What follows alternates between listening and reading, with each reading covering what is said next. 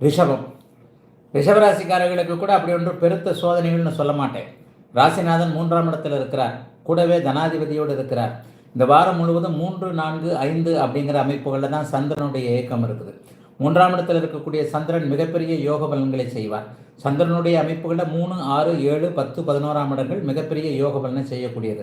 சந்திரனே உங்களுடைய மாரகாதிபதி என்று சொல்லப்படக்கூடிய 3ஆம் இடம் முயற்சி போன்ற அமைப்புகளை குறிக்கக்கூடிய சந்திரன் வளர்பிறையாகி அங்கே அமாவாசை அமைப்பிலிருந்து வெளியே வந்துட்ட காரணத்தினால போன வாரம் இல்லாத அளவிற்கு இந்த வாரத்திலிருந்து கொஞ்சம் தைரியங்கள்லாம் கொஞ்சம் வலுவாகவே அப்படியே எல்லாருக்குமே இருக்குங்க. போன வாரம் சில பல அமைப்புகளில் கொஞ்சம் தைரியம் இல்லாமல் இருந்தவர்கள் கூட எதையும் ஒரு தைரியமாக சாதித்து காட்டக்கூடிய தன்மைகள் இப்போது ரிஷபராசிக்காரர்களுக்கு கண்டிப்பாக வந்துவிடும். ஆகவே எதை பற்றியும் கவலைப்படாமல் கலங்காத அமைப்புகள் இருக்கக்கூடிய அமைப்பாக இந்த வாரம் அமைஞ்சிருக்கு. இன்னும் சிலருக்கு பார்த்தீங்கன்னா குழந்தைகள், சிறு குழந்தைகள் பேரில் இருந்து வந்த வருத்தம், குழந்தைகளுக்கு பேச்சு வரல, குழந்தைகளுக்கு ஒரு நடை சரியில்லை, அல்லது குழந்தைகளால் இந்த மன கஷ்டம், குழந்தைகளுக்கு ஒரு நிலையில் இந்த உடம்பு சரியில்லாமல் போகுது, குழந்தைகளுக்கு வேறு என்ன வரப்போகுது, இந்த மாதிரியான குழந்தைகளை பற்றிய ஒரு கவலைகள் இருந்த பெற்றோர்கள் எல்லோருக்குமே நல்ல விதமான தன்மைகள் உண்டாகக்கூடிய அமைப்புகள் இருக்குது.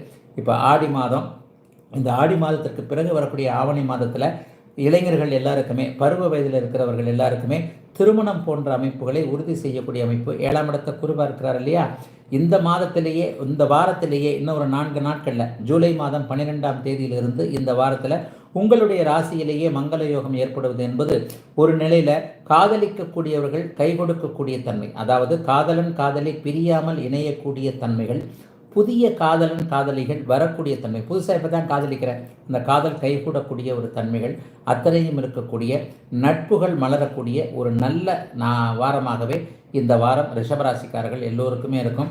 குறிப்பாக சொல்லணும்னா சில பேருக்கு வாகன யோகங்களும் இருக்கக்கூடிய தன்மைகள் கண்டிப்பாக உண்டு.